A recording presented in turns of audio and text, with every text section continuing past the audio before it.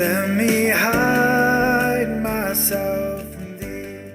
Welcome to the Steady Anchor Podcast, a podcast on Christian faith and practice, highlighting doctrine and discipleship in the local church. I'm Luke, and welcome to the show. Back to the Steady Anchor Podcast.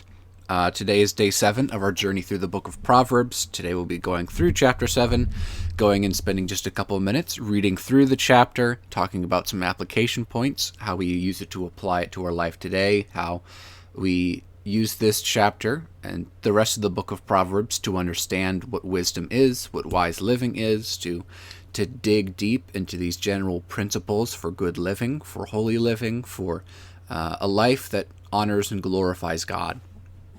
So, we jump into the chapter. In the ESV, here's chapter 7. My son, keep my words, and treasure up my commandments with you. Keep my commandments and live. Keep my teaching as the apple of your eye. Bind them on your fingers. Write them on the tablet of your heart. Say to wisdom, you are my sister, and call insight your intimate friend. To keep you from the forbidden woman, from the adulteress with her smooth words. For at the window of my house I have looked out through the lattice, and I have seen among the simple, I have perceived among the youths, a young man lacking sense, passing along the street near her corner, taking the road to her house, in the twilight, in the evening, at the time of night and darkness. And behold, the woman meets him, dressed as a prostitute, wily of heart. She is loud and wayward. Her feet do not stay at home. Now in the street, now in the market, then at every corner she lies in wait. She seizes him and kisses him. And with a bold face she says to him, I had to offer sacrifices, and today I have paid my vows.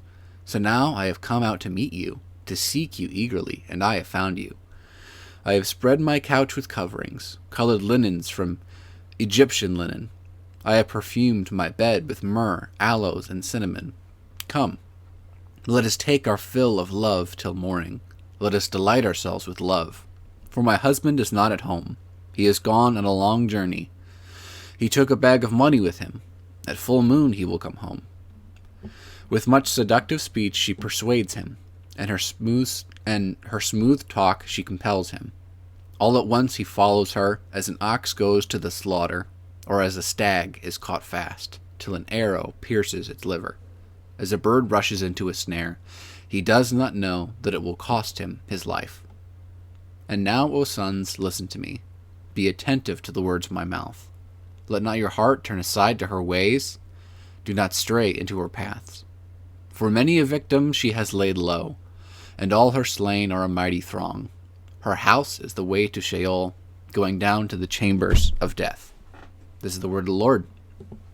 So this chapter is a lot more straightforward than previous chapters, because basically this entire chapter, from verse 1 to 27, is all just continuing the theme of adultery. It begins with the warning, son, keep these words, treasure wisdom in your heart, keep them as a signet, keep them as a sign, bind them around your neck, the same kind of ideas as we've been seeing in the last couple chapters. Say to wisdom, you are my sister.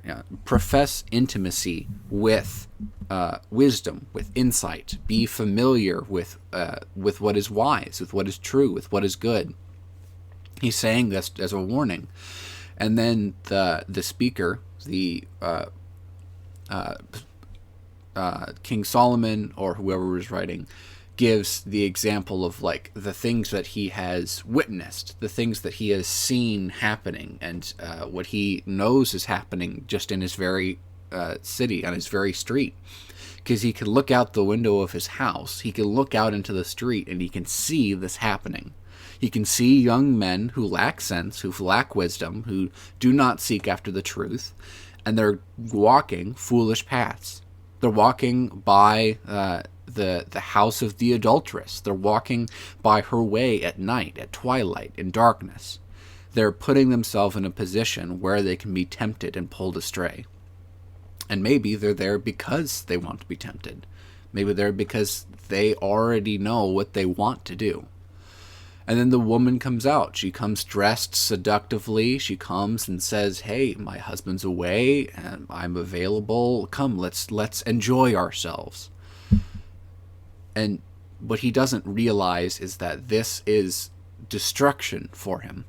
That she's pulling him in, she's easing him into her home in the same way that an animal is lured into a trap.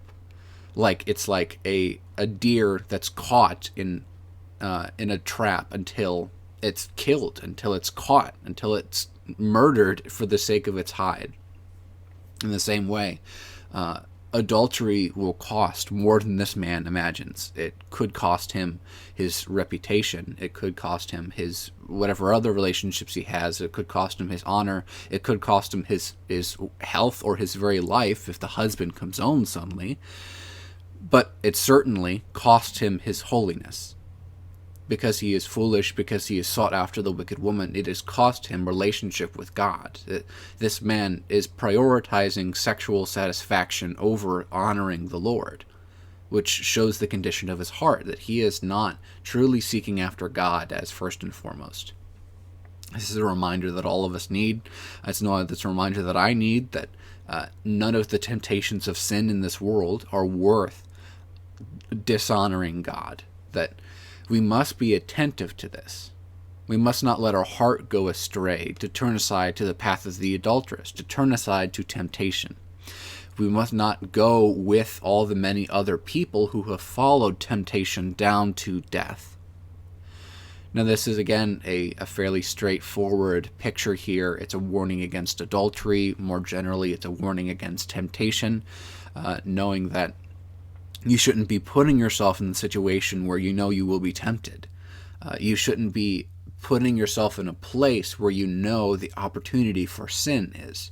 You should be putting the right safeguards, the right balances, and overall you should be working on your own heart so that you value Christ as most supreme, most valuable, most worthy of glory and honor, so that even when you are tempted, you value Him more than you value the temptation.